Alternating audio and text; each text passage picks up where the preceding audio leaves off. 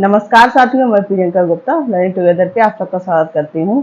तो आज हम लोग एकलव्य मॉडल रेजिडेंशियल स्कूल के लिए जनरल अवेयरनेस के जो पार्ट कर रहे हैं या सीरीज जो हम लोगों ने स्टार्ट की है, ठीक है, उसमें आपके 2 टॉपिक हो चुके हैं। तो आज मैं आपके लिए तीसरा टॉपिक लेके आई हूँ, जिसमें क्या है कि ये आपके जितने भी पोस्ट हैं, मतलब एकलव्य मॉडल रेजिडेंशियल स्कूल से जितनी भी आपकी पोस्ट निकली है, टीजीटी, पीजीटी, इसका लैब अटेंडेंट, हॉस्टल वार्डन, ठीक है, वाइस प्रिंसिपल, तो ये वाला टॉपिक आपका सारे में ही कॉमन है। तो ये क्लास आपके लिए बहुत इंपॉर्टेंट होने वाली है। इसमें हम लोग देखेंगे कि एकलव्य मॉडल रेजिडेंशियल को बजट में कैसे प्रस्तुत किया गया है, ठीक है, उसके लिए क्या क्या प्रावधान रखे गए हैं, क्योंकि इस पर बहुत ज़्यादा सरकार ध्यान दे रही है एकलव्य मॉडल रेजिडेंशियल स्कूल की स्कीम पे। और भी जो बजट के कुछ इंपॉर्टेंट पॉइंट हैं जो एग्जाम में पूछे जा सकते हैं आपके, ठीक है, क्योंकि आपका एक तो ये जनरल अवेयरनेस में भी आता है, करंट अफेयर में भी है, क्योंकि जैसे आपको पता है कि करंट अफेयर पूछ लेते हैं 6-7 महीने का, तो काफ़ी इंपॉर्टेंट क्लास है, आप सारे लोग इसको ज़रूर देखिए। तो स्टार्ट करते हैं हम लोग सबसे पहले। तो ये हमारा रुपए का सिंबल है, आपको पता है। तो यहाँ पे देखो दिया गया है कि किस पे कितना रुपए लगाया गया है। Interest payment 20%, centrally sponsored scheme जो होती है उन पे 9% लगाया गया है, ठीक है। सब्सिडी आपकी 7%, डिफेंस में 8%, सेंट्रल सेक्टर स्कीम जो है उसमें 17%, यहाँ पे 17 लिखा हुआ है ये। इसके बाद finance commission and other transfer 9%, state share of taxes and duty कितनी है आपकी 18%, अदर एक्सपेंसिव मतलब और जो खर्चे अलग से हैं उन पे कितना है आपका 8%, ठीक है। पेंशन पे 4%।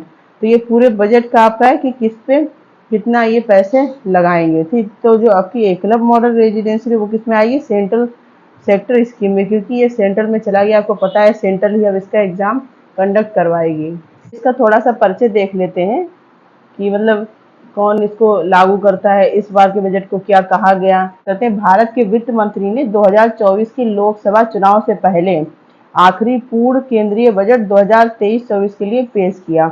मतलब ये 2024 के अभी जो आपके चुनाव होने वाले हैं उससे पहले ये पेश हो चुका है, ठीक है। और कहाँ पे पेश होता है ये, लोकसभा चुनाव से पहले। और कौन करते हैं, वित्त मंत्री कौन है, निर्मला सीतारमण, ठीक है।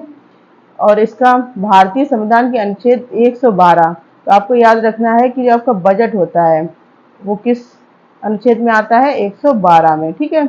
एक वर्ष के केंद्रीय बजट को वार्षिक वित्तीय विवरण AFS कहा जाता है। जो एक वर्ष का आपका केंद्रीय बजट दिया जाता है उसको क्या कहा जाता है, एनुअल फाइनेंशियल स्टेटमेंट। यह एक वित्त वर्षीय में सरकार की अनुमानित प्रतियां और व्यय का विवरण है जो चालू वर्ष के 1 अप्रैल को शुरू होता है आपका और अगले 31 मार्च तक ये समाप्त हो जाता है। मतलब एक वर्ष के लिए केंद्रीय बजट आता है और 31 मार्च तक ये समाप्त हो जाता है। कब से स्टार्ट होता है ये आपको याद रखने है, पूछ सकते हैं। 1 अप्रैल से स्टार्ट होता है, 31 मार्च को खत्म हो जाता है ये, ठीक है। आर्टिकल कौन सा है, 112। इसको क्या बोला जाता है, केंद्रीय बजट को वार्षिक वित्तीय विवरण या एनुअल फाइनेंशियल स्टेटमेंट बोलते हैं, ठीक है। वित्त मंत्रालय में आर्थिक मामलों के विकास विभाग का बजट प्रभाग बजट तैयार करने के लिए जिम्मेदार नोडल निकाय है। मतलब इसके लिए वित्त विभाग में इसको प्रकट करने के लिए अलग से ही पूरी टीम होती है, सारी चीजों पे ध्यान रख के फिर ये पेश किया जाता है। स्वतंत्र भारत का पहला बजट कब पेश किया गया था, 1947 में पेश किया गया था, ठीक है। तो ये चीज भी काफी इंपॉर्टेंट है आपकी। यहाँ पे मैंने सारी जो इम्पोर्टेंट चीजें हैं वही इंक्लूड की हैं, जिससे कि आपको टू द पॉइंट चीजें पता चलें, ठीक है। तो अब हम लोग बात कर लेते हैं कि थीम क्या रही थी हमारे जो इस बार का बजट पेश हुआ था। तो केंद्रीय बजट 2023-24 का मुख्य विषय समावेशी विकास पर ध्यान केंद्रित करना है। मतलब कि सबको साथ में लेके चलना है, सबका विकास हो। ऐसा नहीं है कि कुछ लोगों का विकास हो रहा है या कुछ एरिया में विकास हो रहा है, तो इसमें सारे लोगों को ही इंक्लूड किया गया। जैसे कि आपको पता है हमारा आज़ादी का अमृत महोत्सव चल रहा है, तो उसके हिसाब से इसकी थीम भी रखी गई थी, ठीक है। अभी हम लोग आगे भी देखेंगे, जिसमें सबसे ज़्यादा मेन फोकस किस पे किया गया, सबका साथ सबका विकास, जिसमें विशेष रूप से किसान हैं, महिलाएं हैं, युवा हैं, ठीक है, अनुसूचित जाति, अनुसूचित जनजाति, अन्य पिछड़ा वर्ग OBC, दिव्यांगजन इनको PWD, और आर्थिक रूप से शामिल मतलब जो EWS जो सामान्य वर्ग के लोग हैं, ठीक है, जो आर्थिक रूप में सामान है उन पे मेन फोकस इसका रखा गया है। ठीक है, वंचितों के लिए समग्र प्राथमिक वंचितों की वरीयता, मतलब जो भी वंचित वर्ग है उसके उनको सबसे आगे रखा गया कि उनको भी मेन स्ट्रीम में लाने की कोशिश की गई है। इसमें केंद्र शासित प्रदेशों जम्मू कश्मीर और लद्दाख और पूर्वोत्तर क्षेत्र NER पर भी निरंतर ध्यान केंद्रित किया गया है। आपके जो केंद्र शासित प्रदेश हैं जैसे जम्मू कश्मीर है, लद्दाख है, ठीक है, पूर्वोत्तर जो आपकी 7 सिस्टर्स बोली जाती हैं, उन एरिया में काफ़ी फोकस किया गया है, काफ़ी स्कीम्स भी चलाई गई। आपको पता है कि कुछ ना कुछ उधर एरिया में होता ही रहता है। ठीक है, अब इसका मेन पॉइंट क्या रहा था, सबसे है कि इस बजट को अमृतकाल का पहला बजट बोला गया। अमृतकाल क्यों? क्योंकि हम लोग आज़ादी के 75 वर्ष इस बार हम लोगों ने मनाए हैं, तो उसी को अमृतकाल भी बोला गया है। ठीक है, तो आपको पता है कोई भी स्कीम सेंट्रल गवर्नमेंट से आती है तो उसमें अमृतकाल शब्द का जरूर यूज होता है, और सारे में लोगो भी आपने देखा हो, आज़ादी का अमृत महोत्सव, उसी हिसाब से ये आज़ादी कह सकते हैं कि अमृतकाल का पहला बजट था। भारत के वित्त मंत्री ने इसे अमृतकाल का पहला बजट बताया। अमृतकाल का दृष्टिकोण एक सशक्त और समावेशी अर्थव्यवस्था है जो एक मजबूत वित्तीय क्षेत्र के साथ प्रौद्योगिकी संचालित और ज्ञान आधारित है। मतलब जो भी टेक्नोलॉजी है नई नई उस पर काफी फोकस किया जाएगा इसमें। इसके अलावा कि ऐसा नहीं है केवल थ्योरेटिकल पार्ट ही चल रहा है, प्रैक्टिकल चीज़ों पे भी काफ़ी ध्यान देने की कोशिश की गई है इसमें। ठीक है, तो अमृतकाल का मेन उद्देश्य क्या है, यहाँ पे आप लोग देख सकते हैं कि opportunity of citizen with focus on youth, मतलब जो यूथ है, युवा है, आज की पीढ़ी का जो आगे चल के ही भविष्य बनेगा, उस पर काफ़ी ध्यान दिया जाएगा कि उसको ज़्यादा से ज़्यादा अपॉर्चुनिटी दी जाए, उसको ज़्यादा से ज़्यादा जॉब्स प्रोवाइड हो, उसके स्किल्स पे काम किया जाए। ठीक है, ग्रोथ विद जॉब क्रिएशन, मतलब ऐसी ग्रोथ की जाए जिससे जॉब भी मिले और वो अपने पर्सनालिटी डेवलपमेंट को लेके भी सामने समाज के रूप में उभर के आए। ठीक है, strong and stable macro economic environment, और आर्थिक रूप से भी संपन्न हो। एनवायरनमेंट मतलब अपने जो आसपास का वातावरण है, पारिस्थितिकी तंत्र है, उसमें भी काफी इस पे ध्यान दिया गया है कि उसको बहुत अच्छा और मजबूत बनाया जाए। मैक्रो का क्या मतलब होता है, एक बड़े लेवल पे, और जो आपका माइक्रो होता है वो क्या है, छोटे लेवल पे। तो बड़े लेवल पे आपकी आर्थिक और जो एनवायरनमेंट सिस्टम है उस पर ध्यान दिया जाएगा, उसको मजबूत बनाया जाएगा। ठीक, यहाँ पे कुछ 4 ट्रांसफॉर्मेटिव अपॉर्चुनिटी है इस बजट के अंदर।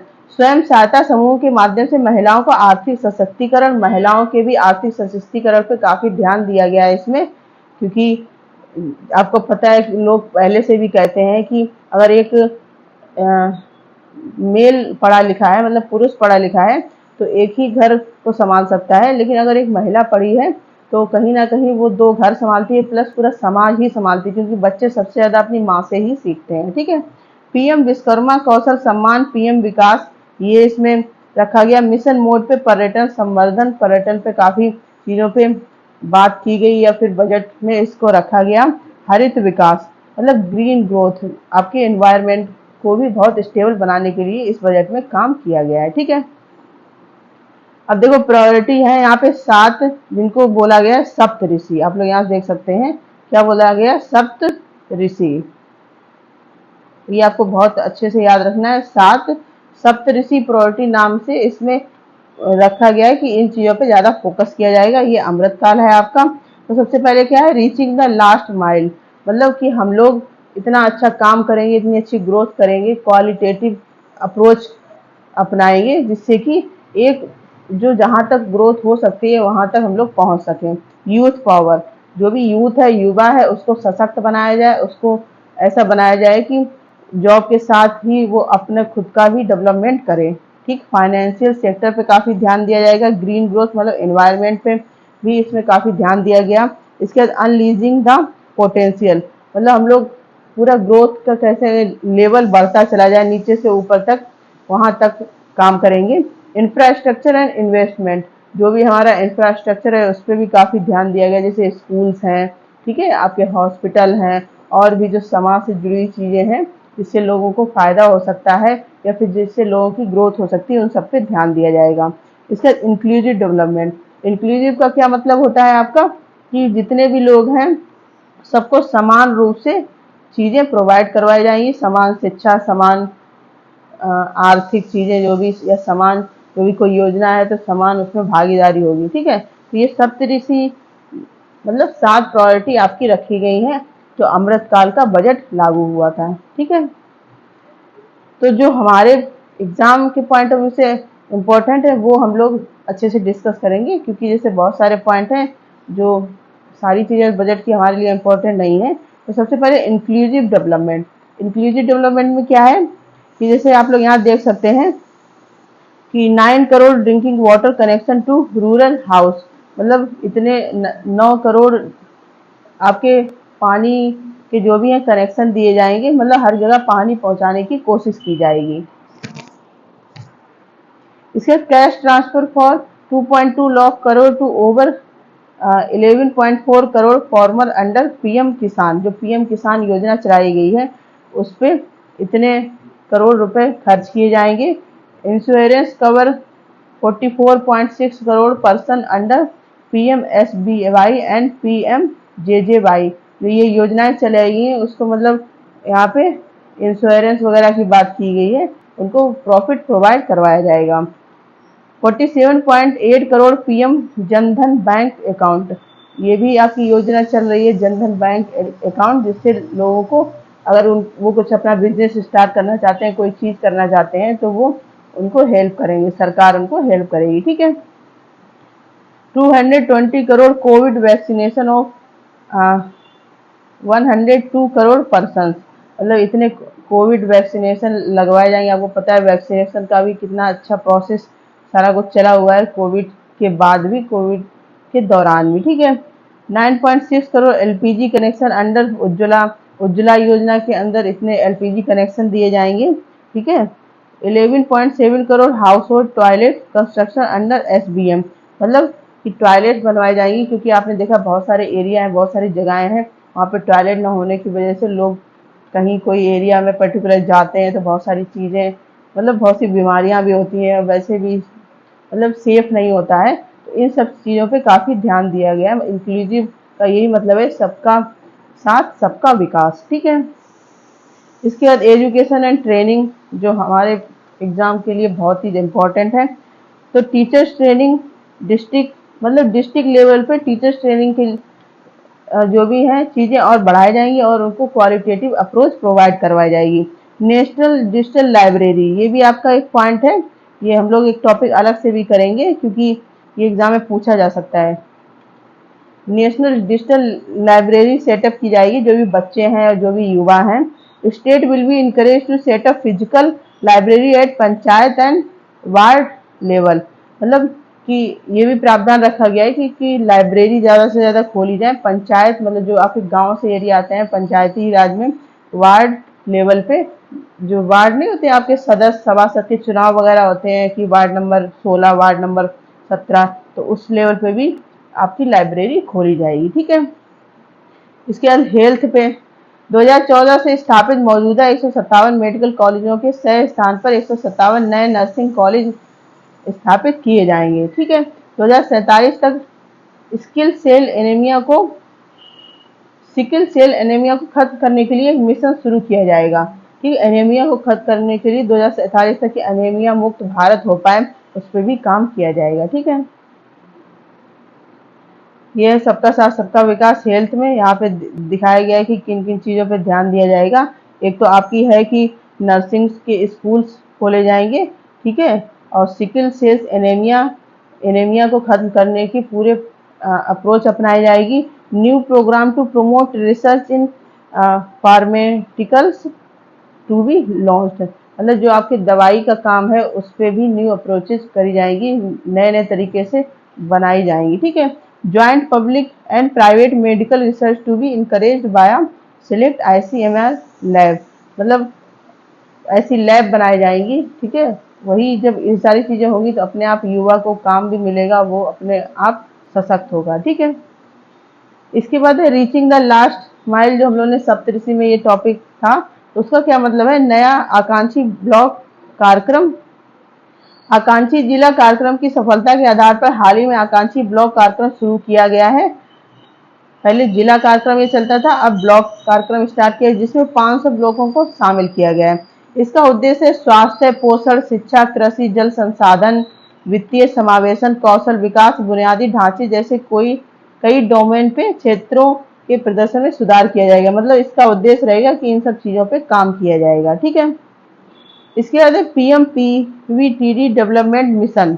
तो अब ये क्या है, इसको भी हम लोग देख लेते हैं। विशेष रूप से कमजोर जनजातीय समूह जो है, अब आपकी यहाँ पे एकलव्य मॉडल रेजिडेंशियल स्कूल की बात होगी, तो यहाँ से काफी ज्यादा इंपॉर्टेंट है, तो आप लोग ध्यान से देखेंगे। ठीक है, जनजातीय समूह पीवीटीजी की सामाजिक आर्थिक स्थिति में सुधार के लिए प्रधानमंत्री पीवीटीजी विकास मिशन शुरू किया जाएगा।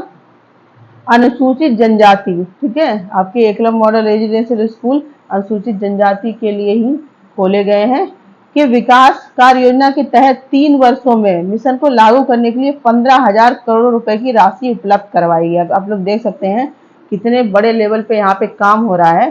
ठीक है, तो आप लोग अच्छे से मेहनत करते रहिए, जो हाई कोर्ट वगैरह चक्कर में ना पड़ के अपने पढ़ाई करते रहिए। अगर एकदम से एग्जाम डेट आ गई तो बहुत दिक्कत हो जाएगी। ठीक है, क्योंकि इस पे मेन अलग से ही फोकस किया है सरकार ने, तो ये आपका एग्जाम तो होगा, डिले हो जाए वो अलग बात है, लेकिन एग्जाम तो कंफर्म होगा।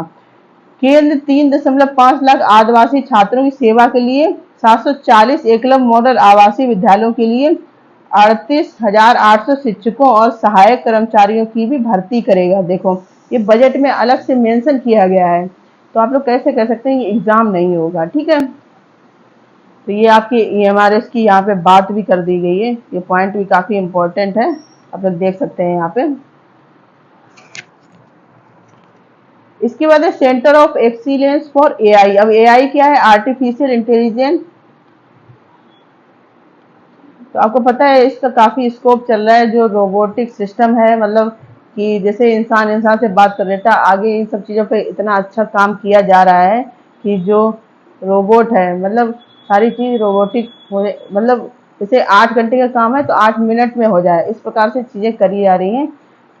ठीक है, भारत में एआई बनाए और एआई को भारत के लिए काम करें। ठीक है, भारत में एआई बनाए जाएंगे और जो भारत के लिए काम करेंगे।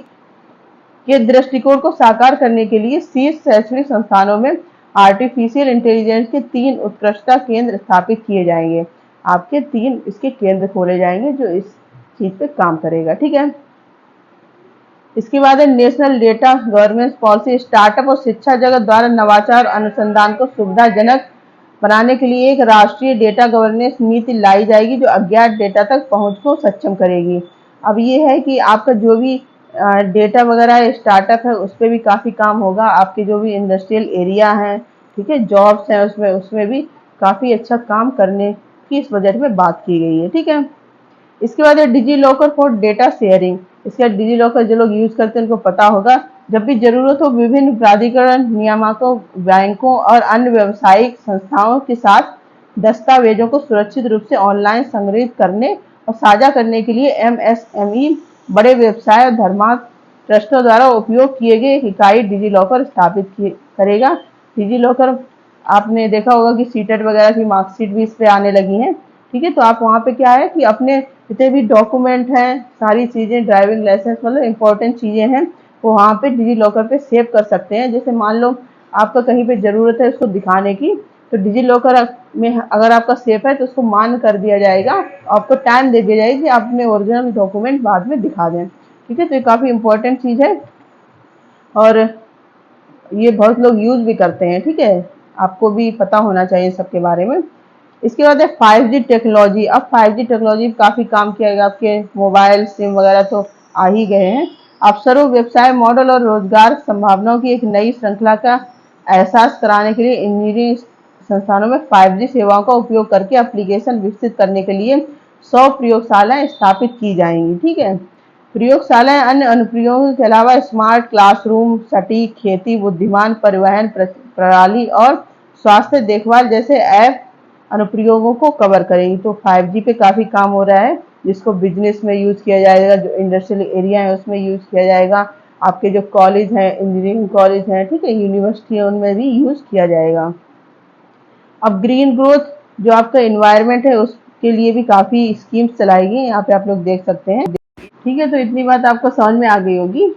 तो अब हम लोग मेन देखते हैं जो एकलव्य मॉडल रेजिडेंशियल स्कूल की इस बार जो बजट पास हुआ है उसमें बात की गई कितना पैसा लगाया जाएगा, कितने टीचर की भर्ती होगी, ठीक है। सारी चीज़ हम लोग अच्छे से डिस्कस करेंगे। तो यहाँ पे आप लोग देख सकते हैं कि जो ट्राइबल अफेयर है वहाँ पे 70.69% टू रुपये इतने 2022-23 में आया था, उसका इतना परसेंट इस बार लगाया जाएगा।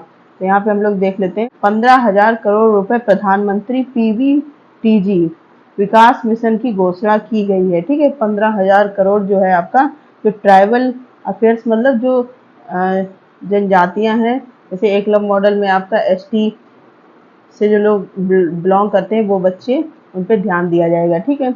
राष्ट्रीय सिकल सेल उन्मूलन मिशन की घोषणा की गई।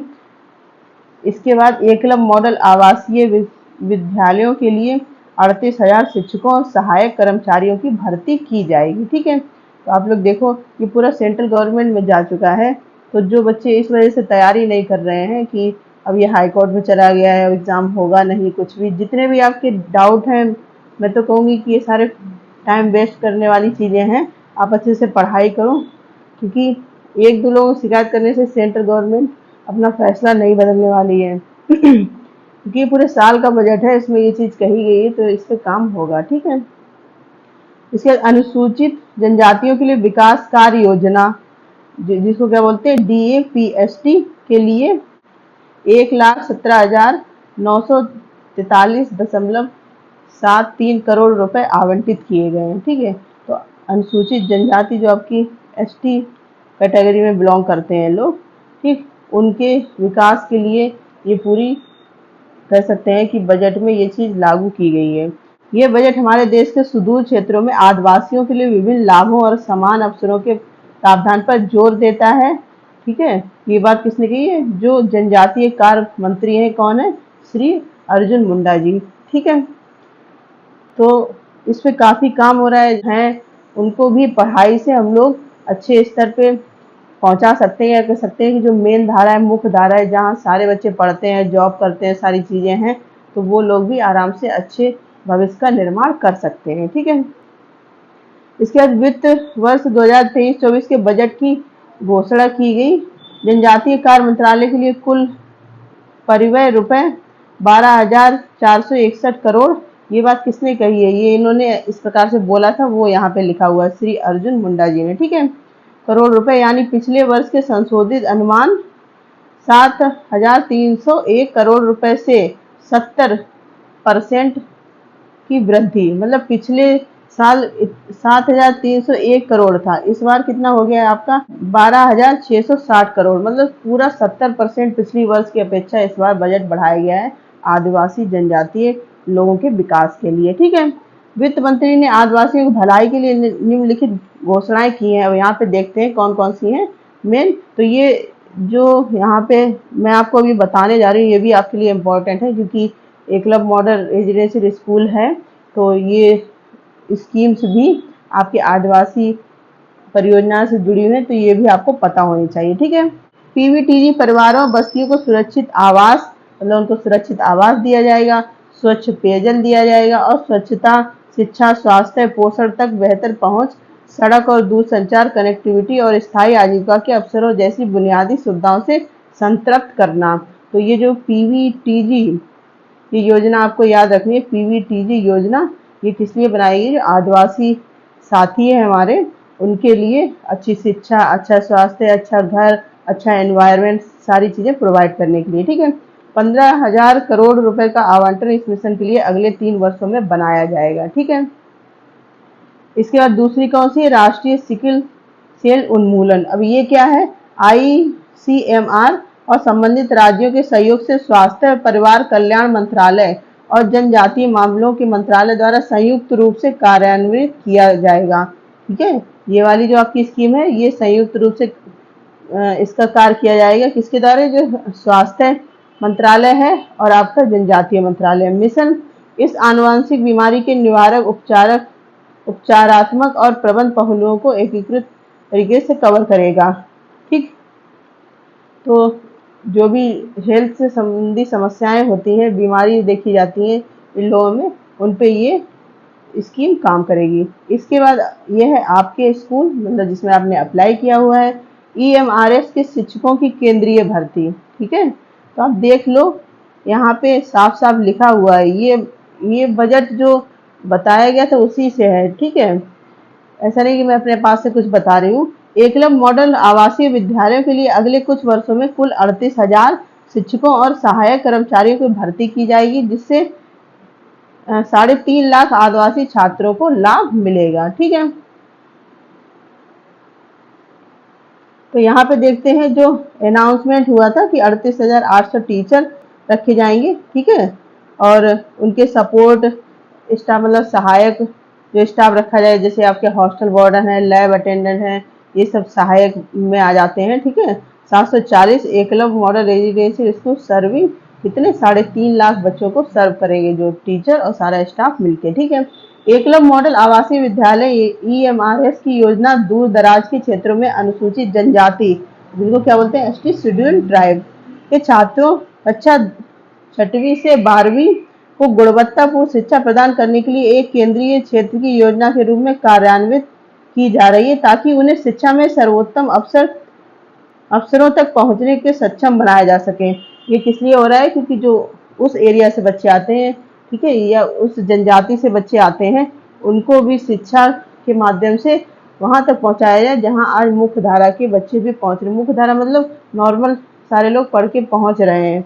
आपका IIT है, ठीक है, मेडिकल में कितने बच्चे कहाँ से कहाँ जा रहे हैं, विदेश में भी जाते हैं। ठीक है, तो इस प्रकार से इस एरिया के जो बच्चे हैं उन पे भी अलग से ही ध्यान देने की बात कही गई है। उन्हें सामान आबादी के बराबर लाए, मतलब जो सामान लोग हैं उनको उनके बराबर लाए, क्योंकि अभी हम लोगों ने देखा कि हमारा जो बजट है इस बार का, तो वो सप्तऋषि प्रायोरिटी पे बेस्ड है, जिसमें क्या था इंक्लूसिव। तो इंक्लूसिव का अर्थ ही है कि जितने भी सारे लोग हैं, किसी भी जनजाति के, किसी भी समूह से, कहीं से भी है, किसी भी भेदभाव किसी के साथ कोई भेदभाव ना करके सबको एक धारा में लाया जाए। ठीक है, सरकार ने 50% से अधिक ST आबादी और कम से कम 20,000 आदिवासी व्यक्तियों 2000 गणना के अनुसार वाले प्रत्येक ब्लॉक में एक EMRS स्थापित करने का निर्णय लिया है। ठीक है, यहाँ पे 50% से अधिक आबादी है आपकी ST कैटेगरी की, वहां पे प्रत्येक ब्लॉक में एक स्कूल खोला जाएगा। ठीक है, जो राज्य सरकार द्वारा प्रदान की जाने वाली उपयुक्त भूमि की उपलब्धता के अधीन है, और स्टेट गवर्नमेंट की जो सरकार है वो उसके लिए जमीन का प्रबंध करेगी। मतलब क्योंकि वो स्कूल बनाए भी जाएंगे, जैसे आपके नवोदय विद्यालय होते हैं, आपने देखा है कितनी ज़्यादा होती है, उसमें हॉस्टल सारी सुविधाएं होती हैं। सेम नवोदय जैसा ये सिस्टम है, बस यहाँ पे क्या है कि नवोदय में है कि जो गांव के बच्चे हैं वो लोग जा सकते हैं, ऐसा उसमें प्रावधान है। इसमें है कि ST जो पॉपुलेशन है उनके बच्चे जाएंगे। ठीक है, EMRS का उद्देश्य आदिवासी छात्रों को उनके अपने वातावरण में मुफ्त में अच्छी गुणवत्ता वाली शिक्षा का प्रदान करना है। छात्रावास और स्टाफ क्वार्टर सहित स्कूल परिसर की स्थापना के लिए पूंजीगत लागत को 20 करोड़ रुपए से संशोधित करके कर दिया गया है। मतलब जो पूरा स्कूल, एक स्कूल के लिए कितना 20 करोड़ रुपए दिया जाएगा। ठीक है, मैदानी क्षेत्रों में 37.80 करोड़ रुपए, 24 करोड़ से रुपए उत्तर पूर्व पहाड़ी क्षेत्रों, वामपंथी उग्रवाद प्रभावित क्षेत्रों में 48 करोड़। तो मतलब अलग अलग एरिया के हिसाब से पैसे दिए जाएंगे। ठीक है, यहाँ पे आप लोग देख सकते हैं कैसे कैसे हैं, जो जैसे उत्तर पूर्व के क्षेत्र हैं या फिर पहाड़ी इलाके हैं या फिर ऐसे एरियाज भी होते हैं आदिवासी जहाँ पे बहुत खतरा डर रहता है, तो वहाँ पे 48 करोड़ रुपए देने की बात की गई है। ठीक है, स्कूल्स के लिए आवर्ती लागत रुपए स्कूलों को चलाने और छात्रों को खर्च, जैसे वर्दी मतलब उनकी जो भी ड्रेस वगैरह पहनेंगे, किताबें और स्टेशनरी, भोजन आदि, ये सब वहाँ पे बच्चों को दिया जाएगा। के लिए प्रति छात्र प्रति वर्ष 1.09 लाख रुपए का भुगतान किया जाएगा। एक छात्र पे एक साल में इतना रुपए खर्च किया जाएगा। उनकी और जो जरूरतें, किताबें हैं, स्टेशनरी है, खाने पीने से संबंधित है, तो ये सब बच्चों पे लगाया जाएगा। ठीक है, राज्यों के स्कूलों का निर्माण पूरा होने तक वैकल्पिक भवनों, विशेषकर सरकारी भवनों में स्कूल चलाने की सलाह दी जाएगी। मतलब इसके लिए एक गवर्नमेंट की ही जमीन चाहिए, अगर तब तक नहीं मिलती है तो क्या होगा, जैसे आपने देखा होगा कोई नवोदय विद्यालय नया खुलता है तो क्या होता है कि किराए पे बिल्डिंग्स वगैरह ले लेते हैं, तब तक क्या बन रहा है या तैयार हो जा रहा है, फिर उधर शिफ्ट हो जाता है। ठीक है, ये सब चीज़ें होती हैं। आज तक 690 स्कूलों को मंजूरी दे दी गई है और 401 ईएमआरएस को देश भर में कार्यात्मक बना दिया गया है। ठीक है, कितने को मंजूरी दी गई? 690, जिसमें 401 आपके मतलब कार्य कर रहे हैं, उसमें बच्चे पढ़ रहे हैं। इन ईएमआरएस में 1,13,275 छात्र नामांकित हैं। तो 1,13,275 छात्र इस समय पढ़ रहे हैं और इनकी संख्या वैरी भी होती रहती है। आप लोग देखें, ऑफिशियल वेबसाइट देखते हैं तो जो वहाँ पे लिखा होता है कितने स्टूडेंट हैं, कितने स्कूल्स हैं, तो उनकी संख्या बढ़ती रहती है, क्योंकि जैसे जैसे तैयार होता जाता है वैसे ही वो वहाँ पे ऐड कर दिया जाता है। ठीक है, ईएमआरएस योजना के तहत योजना के कार्यान्वयन के लिए मंत्रालय द्वारा एक स्वायत्त समाज national education society for tribe student, जिसको क्या बोलते हैं NESTS, जो आपका एग्जाम भी यही कंडक्ट करवाएगा, को धन जारी किया जाता है। NESTS आगे राज्य समिति और निर्माण एजेंसी आदि को उनकी आवश्यकताओं के अनुसार धन जारी करता है। तो सरकार किसको देती है? जो ये संस्था बनाई गई है इन बच्चों के लिए, उसको धन देती है। फिर वो राज्य को कहाँ पे कितना देना है, जैसे पहाड़ी इलाका है वहाँ पे कितना देना है, नॉर्मल है तो कहाँ कितना देना है। ठीक है, आपके जो वामपंथी मतलब कट्टरवादी इलाके हैं वहाँ पे 48 करोड़ की जैसे बात हुई है, तो कहाँ पे कितना देना है, ये सब ये देखती है। ठीक है, वर्ष 2019 से 20 तक इस योजना के लिए राजस्थान सहित राज्यों को संविधान के अनुच्छेद 275(1) के एक घटक के तहत अनुदान के तहत धनराशि जारी की जा रही थी। वर्ष 2020 से 21 से ईएमआरएस योजना के लिए अलग से आवंटन किया गया है। ठीक है, पहले 2019-20 में क्या था कि इकट्ठा ही सारी कुछ दिए जा रहे थे, कौन से आर्टिकल 275(a) के तहत। फिर 2020 से 21 में क्या होगा कि जो Eklavya model residential school scheme है उसके लिए अलग से ही बजट में प्रावधान होने लगा है, और इस बार का जो बजट है उसमें तो कितने 70% से अधिक चीजें, या कह सकते हैं कि बजट का प्रावधान बढ़ा दिया गया है। ठीक है, बजट 2023-24 में सरकार ने 3.5 लाख आदिवासी छात्रों की सेवा के लिए 740 एकलव्य मॉडल आवासीय विद्यालयों के लिए 38,800 शिक्षकों और सहायक कर्मचारियों की भर्ती की घोषणा की है। अब ये वाला जो बजट है वहाँ पे आप लोग यहाँ देख सकते हैं कितने शिक्षक भर्ती होंगे, कितने स्कूल बनेंगे, ठीक है, कितने बच्चे और नामांकित होंगे।